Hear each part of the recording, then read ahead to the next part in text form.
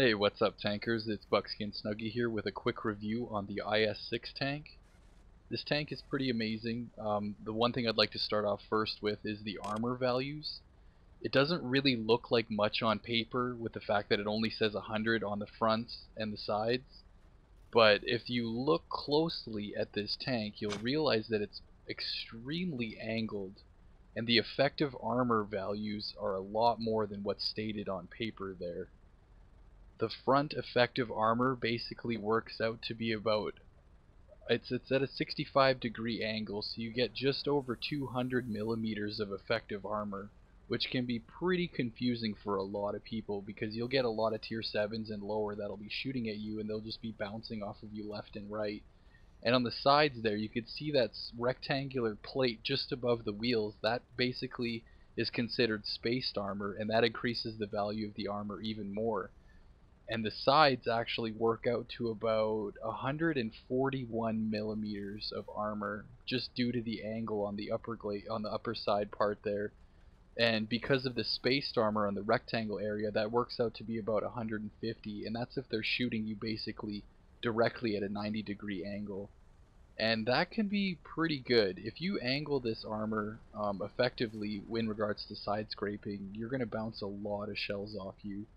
At closer ranges though, the front upper part of your hull will lose the effective angling just because these, guys will be shooting right down upon you, so it'll be a little bit trickier for them, but your lower glacis is going to be actually angled more the closer your enemies are to you, so that becomes even more effective.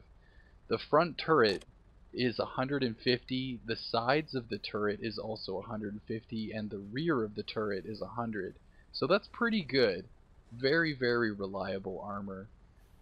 The gun is actually not the greatest. The penetration can be a little bit tricky to work with because it's 175, and that seems to be kind of low. But this tank does get preferential matchmaking, preferred matchmaking, so you will only see up to tier 8s.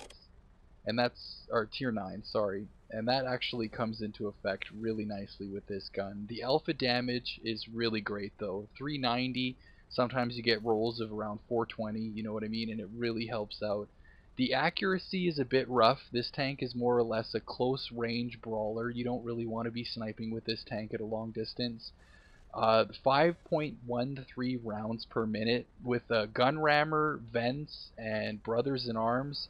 You could get the load time to about just under 10 seconds. I believe it's 9.66 seconds, which is really effective in my opinion. The aim time is a little bit rough though, 3.4. That's pretty bad. And like I said, the accuracy can be pretty rough. But if you get stuck in a jam, bust out some premium shells, and you get the average of 217 penetration, which can really help.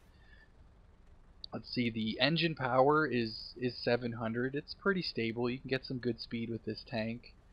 The view range, though, is one thing that this tank is really lacking. 350 meters, you do not exactly want to be trying to scout with this tank, and the radio in it's pretty bad too, so a lot of the tanks that you do spot, your ally tanks have to be pretty close for you to basically relay the information of where those tanks are. But all in all, this tank is really amazing if you know how to use it. A lot of people say that this tank is cursed and that it's a really terrible tank, and in my opinion it's not. It's actually one of my favorite tier 8 premiums, and the matchmaking it gets is just spectacular. You never have to see tier 10s with this, and unless you fail platoon, which I would highly recommend not doing. But yeah, for equipment, I would definitely go with vents. I use a stabilizer. Anything to help with that accuracy really helps out. And because it's a heavy tank, you want to be getting a good load time for your shells. I definitely would recommend a rammer. But yeah, that's what I use for equipment. And let's see, for consumables, I prefer to bring the large first aid kit, large repairs, just because you get those passive boosts. 10% to repair is really, really helpful. And the fact that you get 15% for your crew, that really helps out with the large first aid kit.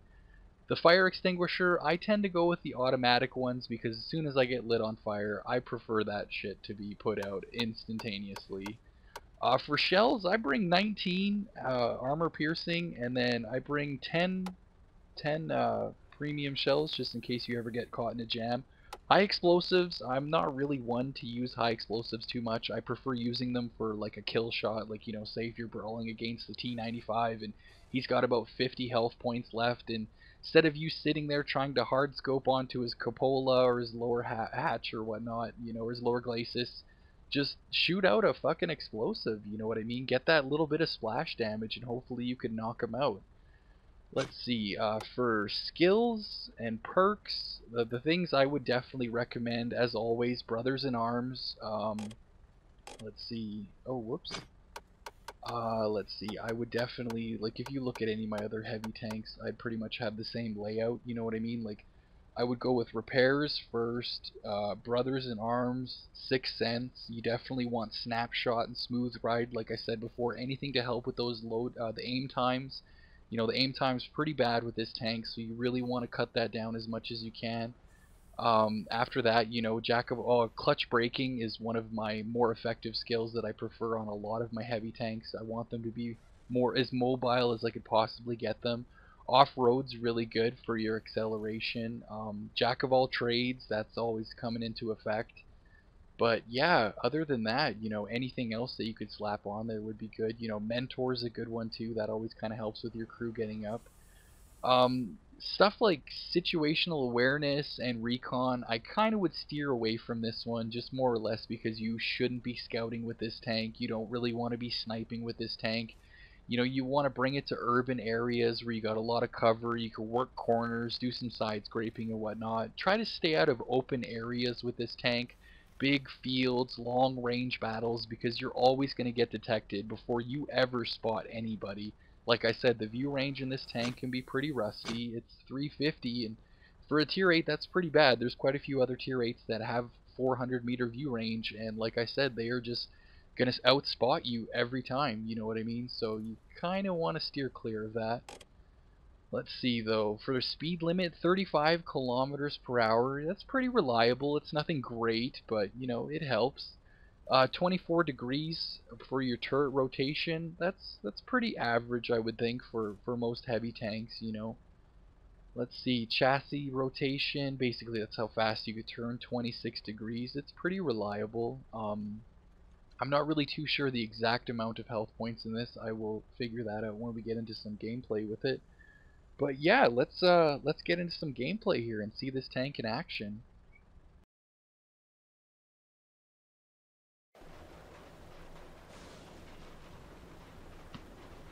Alright, so first match I got, I ended up getting top tier, got a bit lucky, there's only 2 tier 8s for each team, and yeah, it was actually a really good match. I had a couple epic fails here, but I'll have to check this out. Let's go!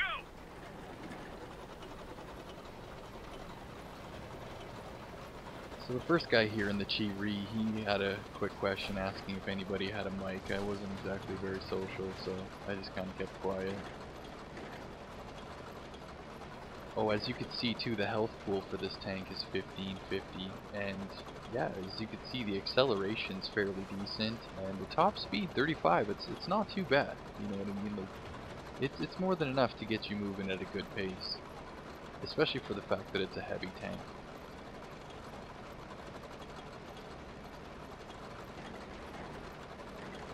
And of course, because it's an encounter battle, I rushed right towards the flag.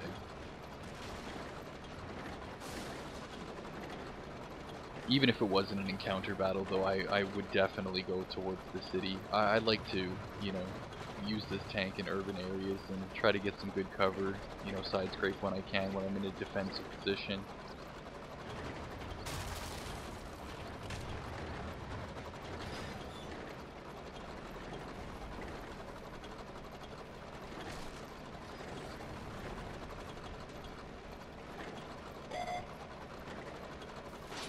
And there's that view range for you. Detected right away, but couldn't tell who's detecting me.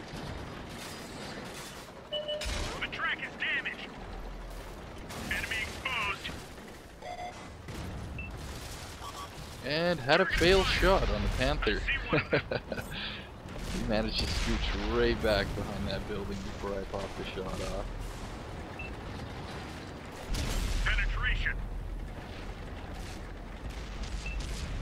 Wanted to make sure I had a quick peek to the right, just to make sure no one was rushing me before I actually committed to that Panther.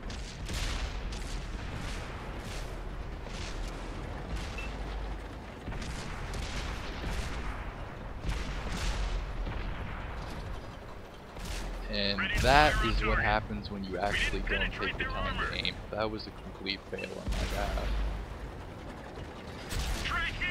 Auto-locking with low accuracy usually ends up into a bad result. So I double back around after this VK takes a shot in my backside. And just a quick little maneuver, pow, back off. He managed to get a decent little shot on me. Didn't really take too much damage, but I knew I could commit to finishing him off. Enemy armor is destroyed. The Super Pershing had me a little bit nervous, because if he's shooting premiums, he'll tear through me almost every time. Enemy armor is damaged. Kind of a bit of a traffic jam here. You'll notice in situations like this, it's practically impossible to side scrape.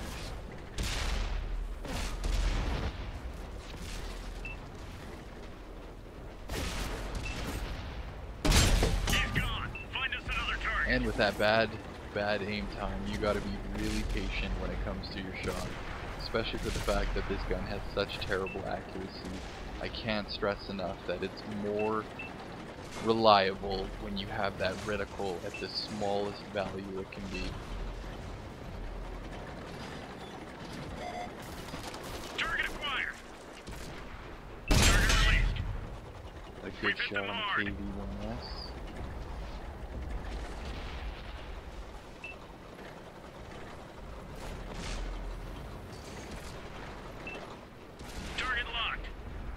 Let's find another target. Enemy is hit.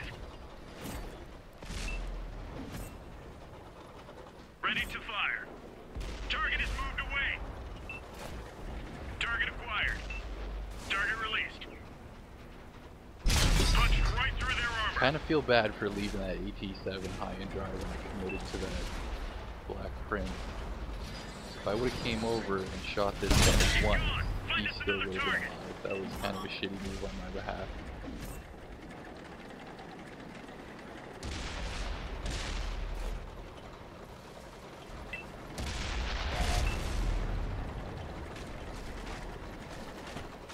A quick shot, eat up that tiger. I was pretty amazed at the teamwork. You know, like the team really played well in this one. Other than letting that scout through, you know, but I think everybody really did a good job in this match.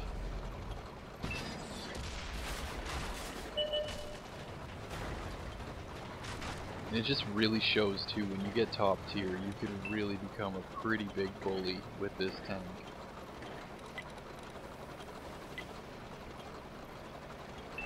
I knew for a fact I wouldn't be able to go back and catch that light tank, so I committed to going after Artie. There was no need to cab, such a huge advantage. And sure enough, the team seals the deal on the win. Victory is ours.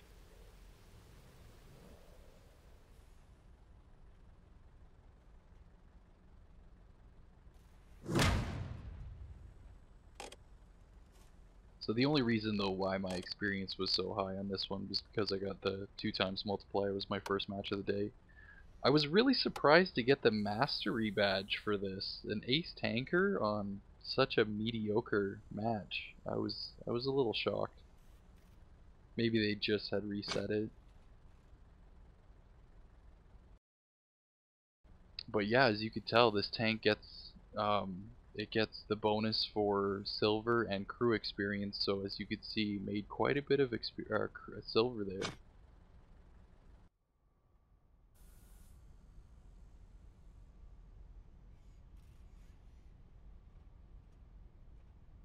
As always guys, I hope you guys enjoyed the video. Please subscribe if you haven't already, and hit that like button to show some support.